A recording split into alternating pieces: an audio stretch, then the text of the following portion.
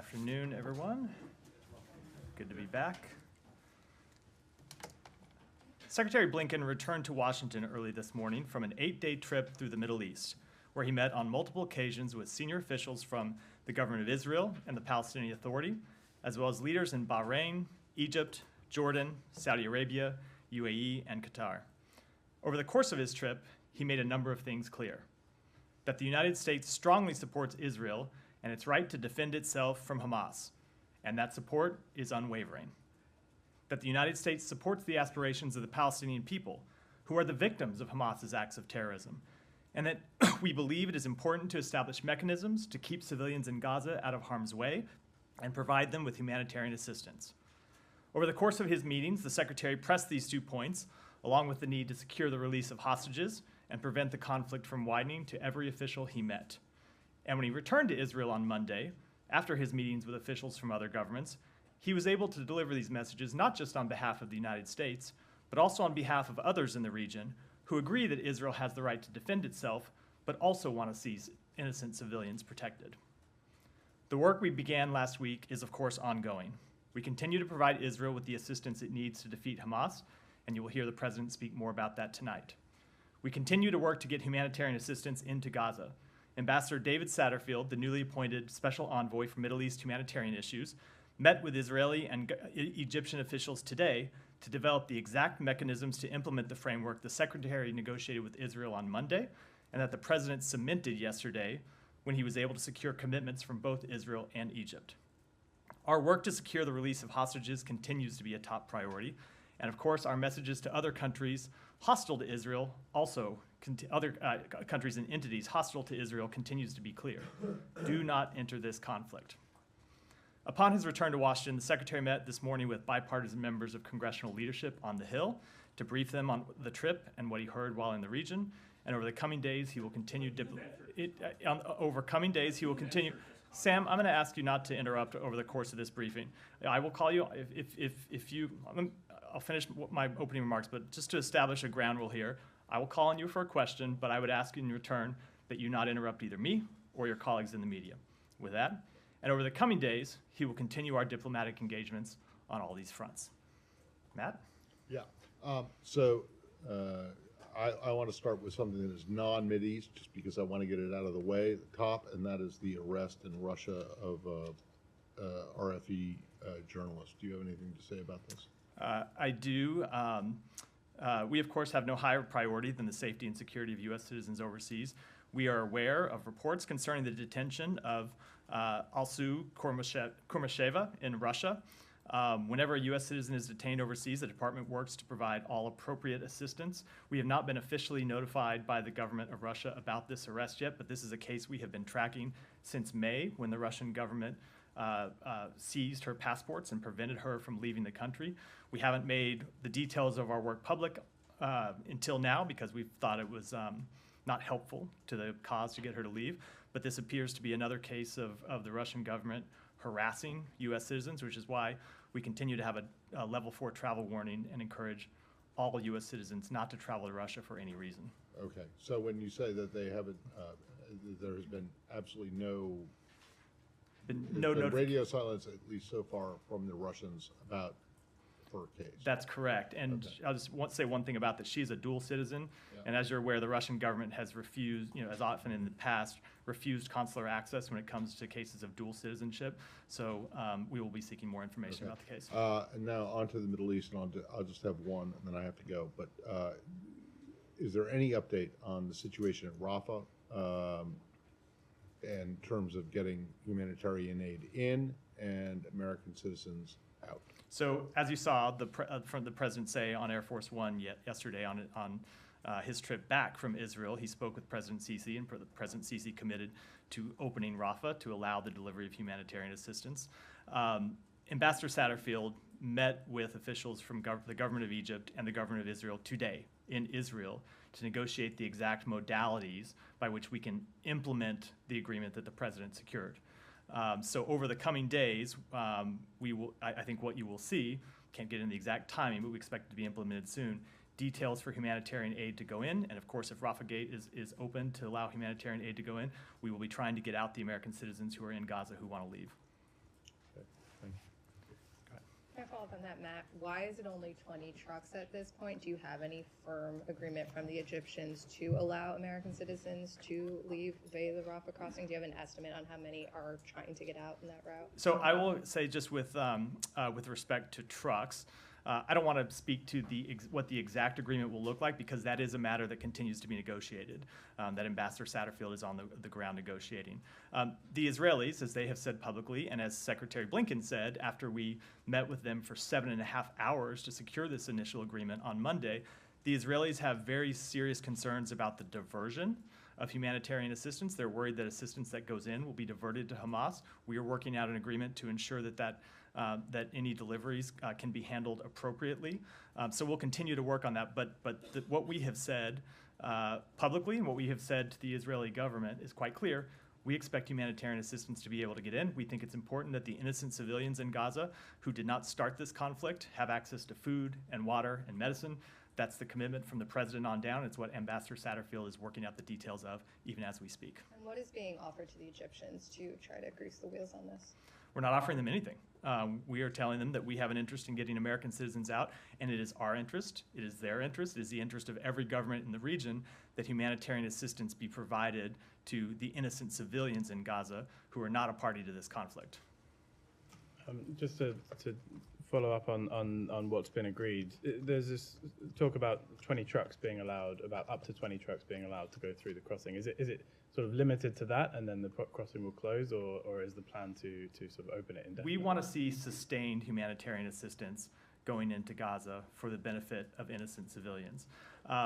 The exact discussions about how we implement that are exactly what Ambassador Satterfield is engaged in right now, so I wouldn't want to get ahead of those discussions, but it is our intention, our goal, and what we're working to secure is ongoing assistance to innocent civilians. Why has it been so hard to get the Israelis to agree? You know, the UN is involved, the US can vouch for the fact that this is humanitarian aid coming in. Isn't it pretty obvious that 2.2 million people in the country, they're going to need more than this, but this is desperately needed aid. Why can't they just let it in? I think the concern the Israeli government has, and they've said this publicly, and they certainly said it privately to us, is that any assistance that goes in will be diverted once it's inside Gaza.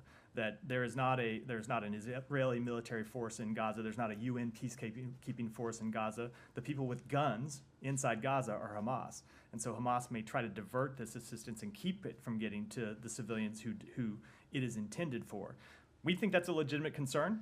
We've made clear that this aid needs to go to innocent civilians and not Hamas. We're going to be watching very carefully how it's delivered because we want to be sensitive to those concerns, which we share. So you don't have any way of making sure that happens, right? So we are working on the mechanisms for the delivery of this assistance. Still in the region, Alex? Yes, just very quickly on that. You mentioned Secretary will continue diplomatic engagements. I'm just curious, what is he hoping to achieve next couple of weeks and month? And does the Secretary believe that the ground incursion is something that Israel will not be able to back off? So we're going to let Israel speak to its military operations. It's appropriate for them to do so.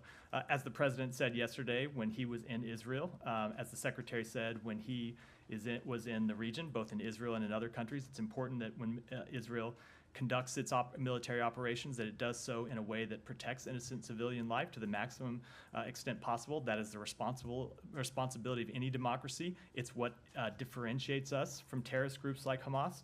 And then your second question was, you had a second question? Remind me. What is he hoping to achieve in the next couple of weeks? I reversed the order actually.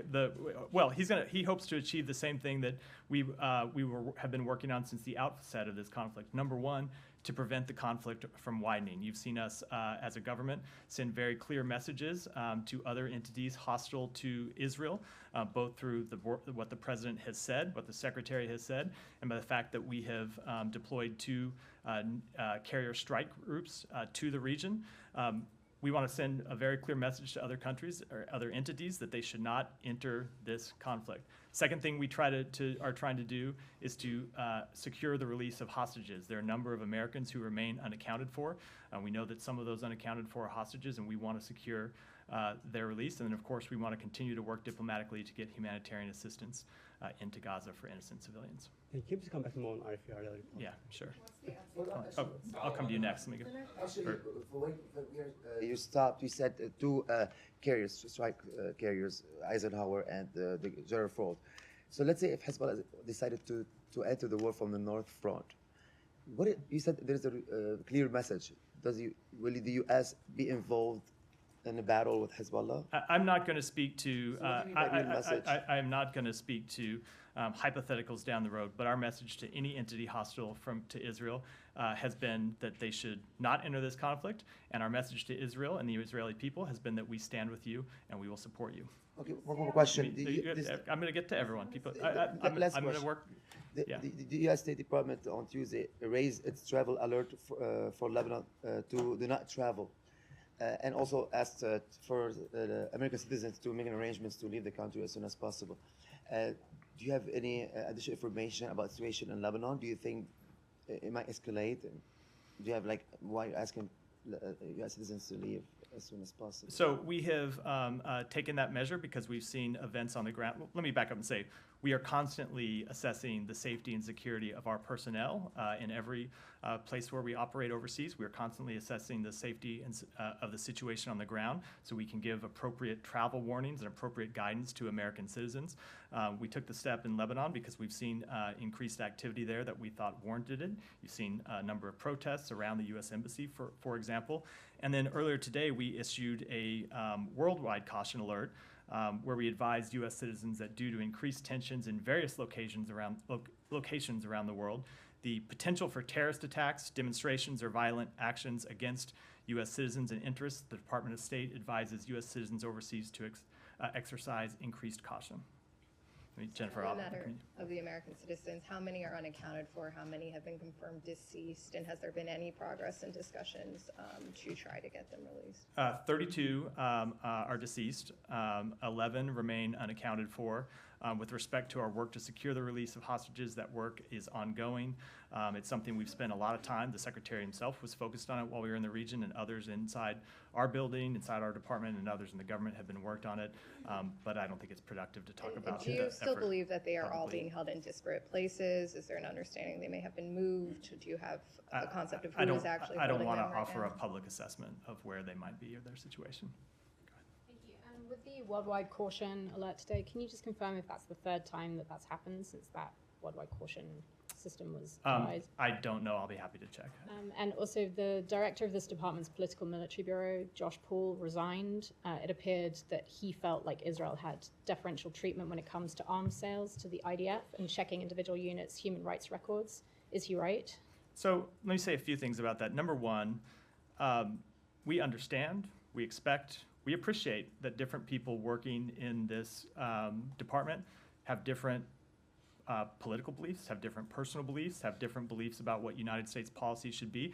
In fact, we think that's one of the strengths of this government. One of the strengths of this department is that we do have people with different opinions. We encourage them to make their opinions known. It, of course, is the president that sets policy, but we encourage everyone, even when they disagree with our policy, to make their leadership know.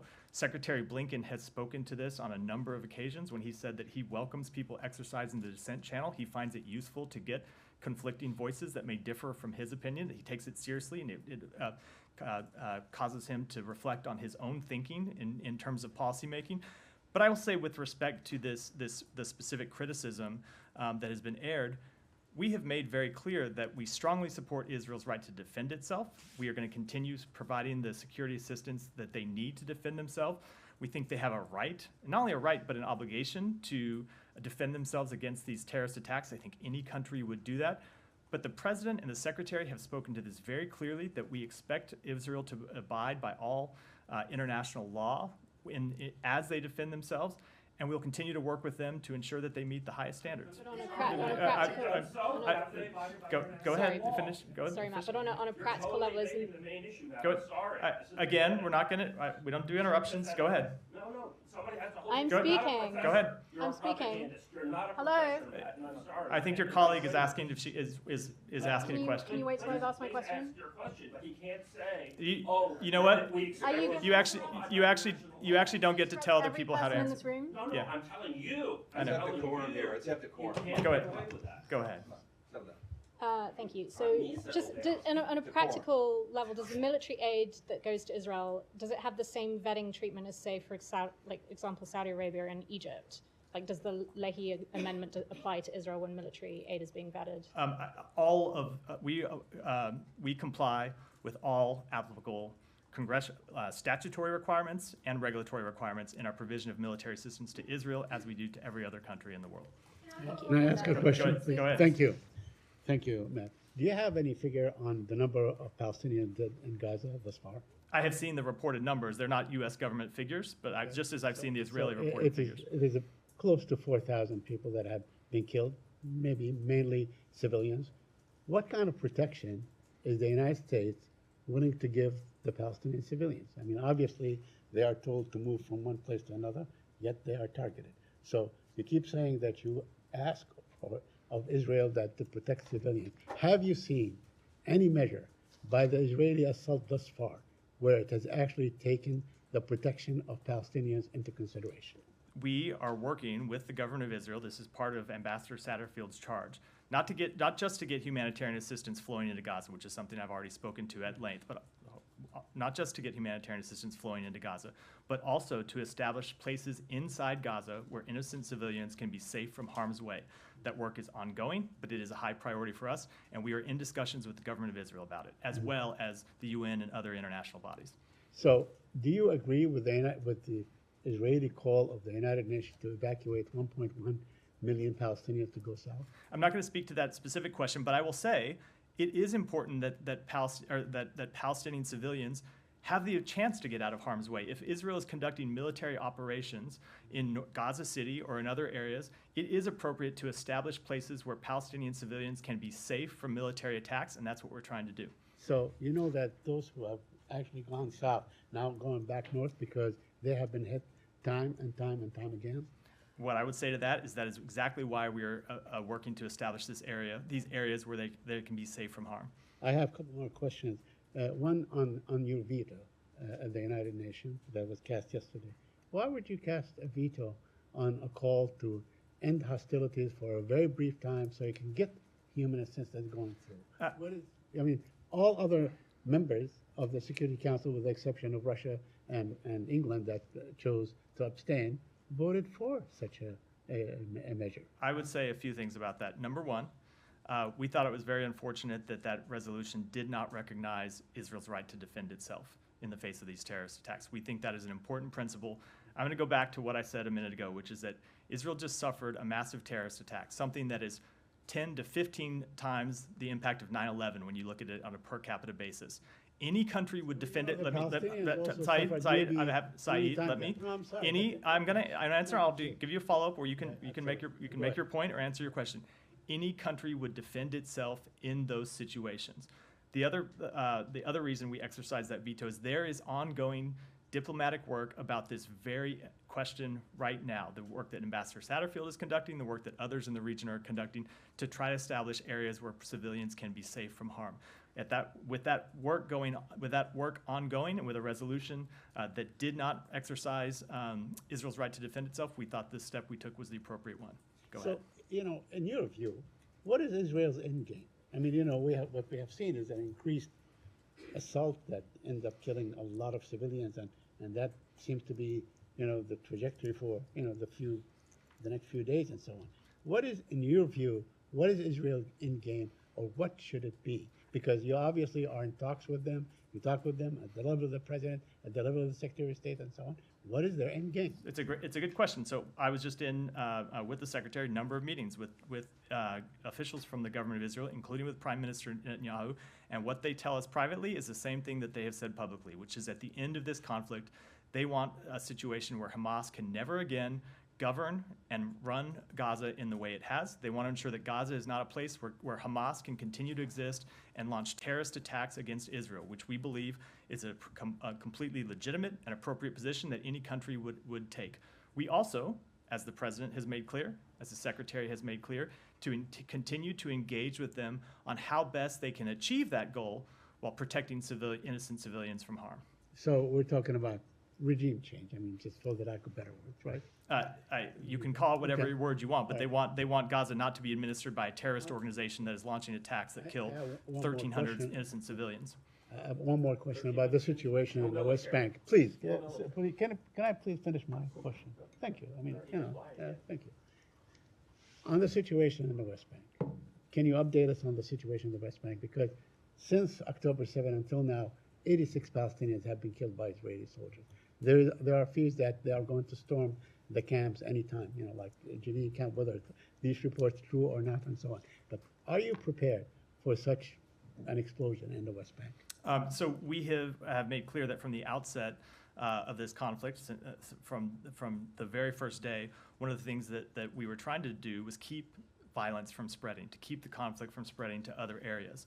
So that's something we talked with President Abbas about when the secretary met with him twice. It's something we talked about with other leaders in the region. It'll continue to be a priority. Go ahead. Thank you, Matt. Can you give us an update on what happened in the hospital? Yesterday you said, the NSC spokesperson said, we are still gathering information. Do you have any update? We are still gathering information, but based on our initial assessment, it is the assessment of the intelligence agencies of the United States government that the explosion at the hospital was a result of a failed rocket launch by militants in Gaza. And if I may, I know it's too early to ask this question, but is there any diplomatic back channel? Are you talking to them? I know you are in contact with all the Arab leaders now, but is there any horizon for a political solution or something? How open are the Israeli now for that? A political solution with Hamas? No, for the aftermath. I see. Look, it is something that we discussed with the Israeli government when we were there. It's something that the secretary discussed with other leaders in the region. We are obviously in the very early days of this conflict, but it is something that everyone agrees needs to be a priority in ensuring that whatever happens to Hamas at the end of Israel's military operations, that something new be established, and I expect that will be the focus of a good bit of diplomatic work over the coming weeks. You mentioned many times that you are working very hardly to not let this conflict widen. In case, I want to repeat the question about Lebanon, in case there was any engagement by any other party, whether Hezbollah or others, what is the scope of your intervention here? To intercept, to stop, or what? I am not, again, going to get ahead of actual events and speculate what our reaction might be, other than to say that the president has made very clear that anyone hostile to Israel considering to enter the conflict should think twice about doing so. So one last question. Are you negotiating with any other countries regarding the hostage, especially with Qatar? Because there are ongoing diplomatic engagements with respect to this question. The secretary was personally involved in this issue when he was in the region, but I don't think it's productive to the outcome we're trying to achieve to talk about those engagements publicly. May I do this? I'm going to go here and then I'll go do these. I'll work this side and then I'll come back to you. Go ahead. Thank you, Matt. A few questions. First, on the ceasefire, the Egyptian and the Jordanians have asked for an immediate ceasefire. The Israeli government spokesman said that there is no ceasefire or cessation of hostilities during the time when aid is going to go through Rafah. So doesn't this put the people who cross in the border at risk? And why can't the United States support the position that actually, at least during this time, there will be a ceasefire? because one of the issues that Ambassador Satterfield is in discussions with Israeli and Egyptian officials about is exactly how to open Rafah Gate and ensure that humanitarian assistance can be safely delivered in. So that would include, obviously, Israel not conducting military operations in the vicinity where humanitarian assistance is flowing across through Rafah Gate into southern Gaza. Okay. Just follow up on the Josh Paul question. Isn't the U.S. Policy that U.S. weapons should not be used against civilians, especially lethal weapons? Can you assure us that U.S. weapons are not used against civilians, or is this exception to this rule? U.S. weapons cannot be deliberately used against civilians. Of course, one of the tragedies of war is that there are always civilian deaths. It is one of the great tragedies of war, and what we try to do is work to minimize civilian deaths to the greatest extent possible. So that is why the Secretary engaged, let me just go back to what I said at the outset. The Secretary went to Israel last week, met with the Israeli government on Thursday, met with families of hostages and families of the deceased, gave a speech in Israel about how the United States supports Israel. And then he went and traveled around the region and talked to leaders of the countries I mentioned, Saudi Arabia, the UAE, Qatar, both about the United States perspective, and he listened to their perspective. And one of the things he was able to do when he went back to Israel on Monday, 3 days ago, I think, was to deliver a message not just on behalf of the United States, but on behalf of all of these other countries, that it is important we establish a mechanism for the protection of civilians in Israel. Came out and gave a press statement, I think it was at 3 in the morning, after we engaged in 7.5 hours of discussions with the Israeli government about that question, where he, as he said at the time, the Israeli government had agreed at our urging, at our strong urging, and a message the Secretary carried not just on our behalf, but on behalf of other countries in the region, to work to establish those mechanisms. The President flew to Israel yesterday, personally pressed the government on that question, came out, and you saw announcements from the Israeli government in the aftermath of that, and you see Ambassador Satterfield on the ground negotiating the mechanisms through which that humanitarian assistance will be provided and the ways in which we will set up areas to protect civilians right now. This is a top priority for the United States government. You have everyone from the president on down engaged in it, just because it is such a top priority, and we will continue to stay focused on it. Okay, and finally, just on the attack on the Ahli hospital, you said that you're sure that actually it wasn't the Israelis who did that. I said it was our initial assessment based on the information that is available to us. And let me just say, I don't want to play media critic here, but I will say that I do think that this event was a reminder of that everyone, this includes officials in government, but officials in government and everyone that watches this conflict, that commentates on it, it would be wise for all of us to take a beat and pause and collect all the information before choosing to decide what we believe and what we don't. I saw a number of reports from the very early days that took Hamas's word at face value, the word of a terrorist organization. I don't mind people treating our claims skeptically. Everyone is right to do that. We stand up here every day and defend them. But I would hope that everyone who is watching what's happening would not take claims from a terrorist organization at face value. And that's my question, sorry. It's precisely because of that in the region, as you know, there's mistrust of what the Israelis say, and actually of the U.S. position as well, because there are previous administrations that took us to war in Iraq on a lie. That was defended on a very high level, including behind this podium. This is why people are cynical when you hear something. We might not know the truth, but would the United States support an international investigation? That's I do not believe that is appropriate at this time. The Israeli government has released a great deal of evidence to support their contention that this was a misfire rocket attack from inside Gaza that unfortunately landed on this hospital and killed, it looks like, hundreds of civilians. The U.S. government is conducting its own assessment. And I would just say, from Hamas's side, we've seen a claim backed up by zero evidence. And it is unfortunate that a lot of people believe a claim from a terrorist organization in absence of them having provided any evidence at all, when you are seeing the Israeli government provide evidence. And I know people treat that skeptically, and I understand the reasons why. But I would hope that people who are trying to determine what actually happened would look at the fact that Israel has released information and Hamas has not in this instance. Thank you. No, let me go Thank ahead. you. Follow up on the resignation of the senior State Department official. After that resignation, would the U.S. reconsider its policy of unconditional military assistance to Israel, isn't there any concern among the administration that, you know, by supplying this military assistance, you might be involved in any possible war crimes against civilians? No, I would say that we have made very clear that we expect Israel to conduct its operations in compliance with international law. That is the standard we uphold. That's the standard we hold ourselves to. It's the standard we hold our partners to. It's the standard every democracy ought to be held to, and we will continue to work with them and continue to deliver messages to them that they should conduct their military operations to the maximum extent possible to protect civilians from harm. I have a follow-up on the hospital attack. Would the U.S. consider making that evidence, that data related to hospital attack public? I don't want to speak for those are not assessments that are conducted in this building, and I wouldn't want to speak to other agencies' equities from here.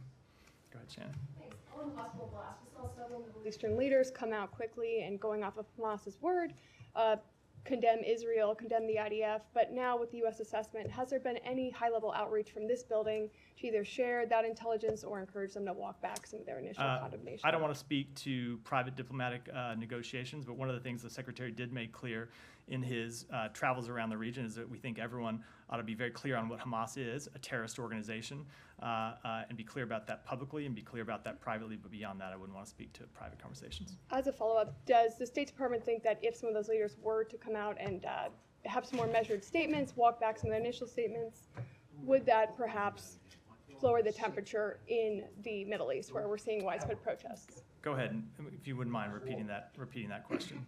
Is the view of the State Department that if some of these leaders were to walk back their initial statements, encourage caution as the State Department has, would that perhaps lower the temperature where we're seeing some of these widespread protests? I don't want to speak to what other leaders should do. But I would say we have made very clear that we think everyone ought to be open and crystal clear in talking about the fact that Hamas is a brutal terrorist organization that killed hundreds and hundreds of Israeli civilians. And of course, we would hope that everyone that looks at what happened in the explosion at the hospital would look at the evidence in making up any determinations and not just rely on the word of Hamas. Go ahead. Thank you, Matthew. Excuse me. Why did the State Department allow for the lowering of flags in the aftermath of the hospital attack per a department cable sent out to U.S. diplomat and consular posts, but not in the aftermath of the October 17 Hamas attacks on Israel? What does the House Speaker's saga say about America's standing in the world? Is the State Department concerned about the vacancy given that the U.S. cannot send supplemental assistance to Israel or Ukraine without a House Speaker? What we said in respect to the lowering of flags is that embassies could make decisions consistent with longstanding State Department policy and State Department regulation to decide to lower their flag when a state of mourning has been declared in that country. There are other considerations that go into, but that's one of them that embassies can consider. I think places where the flag has been lowered, it's because there has been a state of mourning that was announced by the government. We, of course, mourn the loss of the innocent civilians who died in that explosion at the hospital, just as we mourn the loss of 1,300 Israeli civilians in the deadly terrorist attacks by Hamas. With respect to the question about the flag at our embassy in Israel, there was not a national day of mourning that was declared, which is one of the things that goes into the policy. But I think we've made pretty clear our sympathies for the people of Israel when you saw, for example, the secretary traveling to the region and meeting with the families of a number of Israeli and American citizens who have lost their lives, of meeting with the families of hostages, of giving a speech in Israel where he said that the United States stands by you, and talked about how he was personally affected by the tragedy. And the second question with respect to, look, I'd say that when it comes to funding, the president's going to speak to this somewhat tonight, so I don't want to get too far ahead of the president. Never a good idea for a spokesman. But I will say that we do think it's important that we have a functioning partner in Congress who can support our allies and our partners around the world. We have made clear that we stand by Israel just as we stand by Ukraine. There are two democracies defending themselves from attacks from outside. And so as we do everything we can as an executive branch, there is a time when we're going to need to go to Congress for more assistance. and it would be nice to have a functioning partner in that regard. And the One more. and the National Security Council of Israel raised the travel warning to Turkey to its highest level, warning any Israelis in the country to leave. Are you concerned about the safety of U.S. nationals in Turkey, and how do you intend to handle this with Turkey, which is a NATO ally? So I won't speak to the question of the travel warning, but as I said, we issued a general, the travel warning that was not issued by the United States. As I said, we issued a general travel warning for Americans all across the world to take caution and be on the lookout for increased tensions wherever they might be.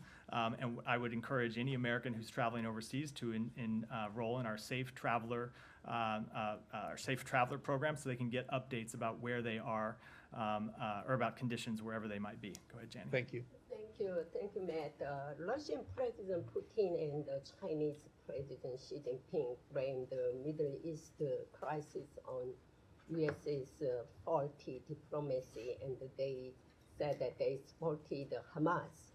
Meanwhile, China says it will act as a mediator for peace between Israel and Hamas. Do you agree to Chinese arbitration? I would just say that the instigator of this current conflict is Hamas, plain and simple, full stop. It is Hamas that launched a deadly terrorist attack inside Israel and killed hundreds and hundreds of civilians. With respect to potential mediators, I would say we think at this time the appropriate step is not mediation with Hamas, but Israel defending itself, as any country could. I will say, however, that one of the things the Secretary did while he was traveling in the region is to reach out to his Chinese counterpart and call Wang Yi to make a very clear point, which is China has lines of communication with a number of countries in the region. We have said in this, going back to the Secretary's trip to Beijing in June, that one of the reasons we wanted to have lines of communication open with China was that so when there are crises across the world, not just bilateral issues between the United States and China, but when there are other crises, that China can use its lines of communication or its influence for good. So if China could do something to prevent the conflict from widening, that is certainly something that we would welcome, but I don't think that goal of ours is consistent with the proposal that you mentioned. As you know, the North Korea continues to transfer weapons to Russia. Does the U.S. have any tools to block armed trade between Russia and North Korea? So we've spoken to this somewhat before, back before this latest crisis. I will say that, as I said back then, part of the reason Russia has had to go around the world looking for arms is because of the sanctions and export controls that we have imposed on them. One of those states is the DPRK. We have released information to show that military assistance is already moving from DPRK into Russia. We will closely monitor that, and we will take whatever steps we can to hold the parties to account as we have in the past. Thank you. Matthew, good afternoon. Two questions, if you would, please. One, the Catholic Patriarch of Jerusalem, his name is Cardinal Pier Battista Pizzaballa. He recently said he would allow himself to be taken hostage by Hamas if Hamas would release the children they are currently holding in captivity. One, is the State Department aware of that offer? I've seen public reports about it. I don't have any comment about it. Our position all along has been that Hamas should just release the innocent civilians that it's holding. It's not necessary to have any further negotiations. These are in many cases children, in some cases babies, and that Hamas just ought to release them. Does the State Department believe the Vatican can play a role in helping free the hostages? We would welcome diplomatic engagements by any country to try and secure the release of hostages. And number two, please, more specific. Holy Family Church is the only Roman Catholic church in Gaza. In fact, it's located in Gaza City, the northern part of Gaza City. Right now, it's housing hundreds of refugees. They have little food, little water, little electricity, few mattresses. The new aid the Biden administration is sending, the $100 million, do you believe, does the State Department believe that money will get to that church Holy Family Church to help those civilians there? I can't speak to where exactly the aid will be delivered with respect to any one entity inside Gaza. What I will say is that the mechanisms we are trying to establish now, that Ambassador Satterfield is trying to establish, are to ensure that food, water, medicine gets to any innocent civilians in Gaza who needs it. That would could possibly include a church, it could include others. The point is that any innocent civilian, not a Hamas terrorist, but an innocent civilian should have access to the food, water, medication, and other humanitarian assistance that they need for their daily lives. Abby? Follow up on the Rafah border crossing. I know we're looking at 20 trucks possibly coming across, but how much aid total is waiting to come across that border? And can you give any more details on once it crosses over, how it will be distributed and where it will go? Both of those are questions. I know there's a number of aid that's pre-positioned by various agencies and nonprofits outside of Rafah in terms of how it will be delivered inside Gaza. When it moves through Rafah into Gaza are questions that we're working through right now. And one more follow-up on the worldwide threat. Were there any specific threats that the State Department saw that led them to issue that alert? I would just say we're monitoring conditions around the world. We're monitoring conditions in the region. We take a number of factors into consideration when making that determination. It's not necessarily any one thing, but everything that we're watching around the world. Still on Israel? Or Yeah. Go ahead.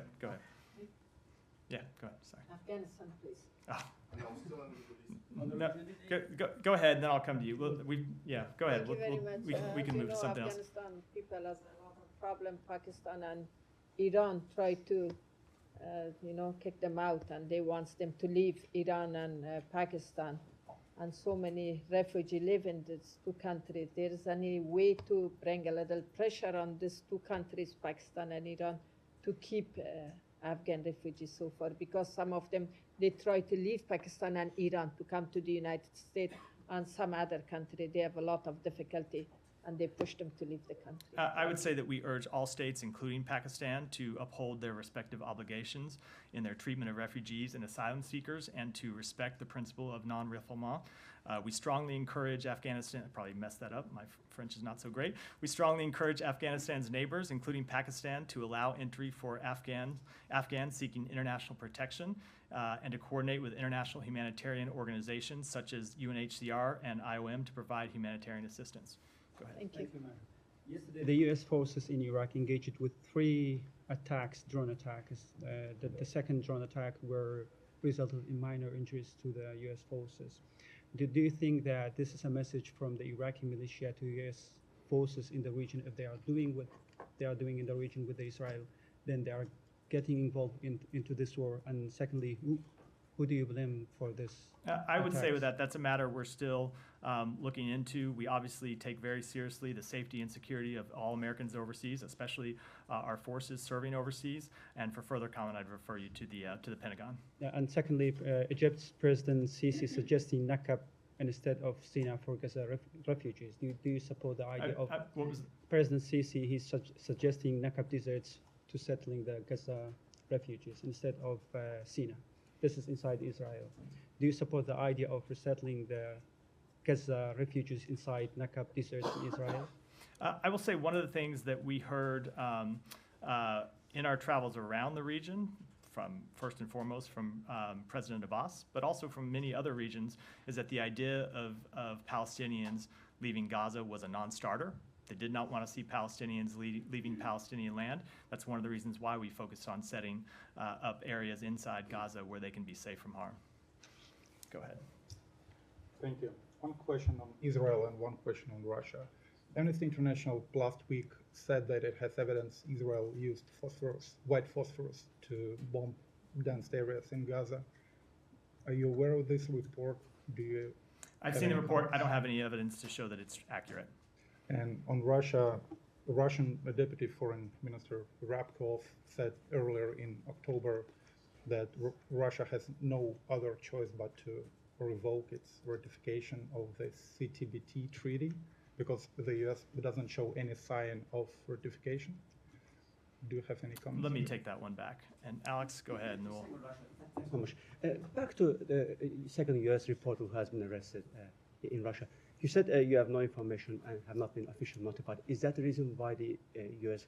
State Department hasn't still designated her as a wrongfully detained. Well, she was just detained in the last 24 hours, according to reports. She was detained. She was her passport was taken. We've been working on this quietly. I'm not going to speak to all of those efforts, but it's something we've been focused on. But she was just arrested, according to reports. Again, we've not been officially notified or had contact with her just in the past 24 hours. And as you know, Secretary told us in May, following Gershkovich's arrest, that all of the U.S. citizens acting as reporters in Russia have left Russia. Is that still the case? Do you have any updated information? How many American journalists are still operating? It's not something that we're necessarily able to track, journalists coming in and out. But I would say that our guidance has been very clear, which is no American citizen should travel to Russia for any reason. It's quite risky to do so. We've seen American citizens detained for no reason, arrested for no reason. So we would encourage any American not to travel to Russia. And with that, a wrap for today. Oh, one more from Abby. Yeah. The UN Secretary General has reiterated his call for a ceasefire in this conflict. Do you, how do you respond to that with the UN taking that message? That is not our policy. We support Israel's right to defend itself. You have to remember that Israel is still under attack. Hamas is still launching rocket attacks at Israel that have killed innocent civilians. And we believe Israel ought to have the right to defend itself against those attacks. At the same time, they ought to do so in a way that protects civilians from harm to the greatest extent possible. I'll stop for, we are, of course we are. I'll stop for there today. Thank you. Thank you.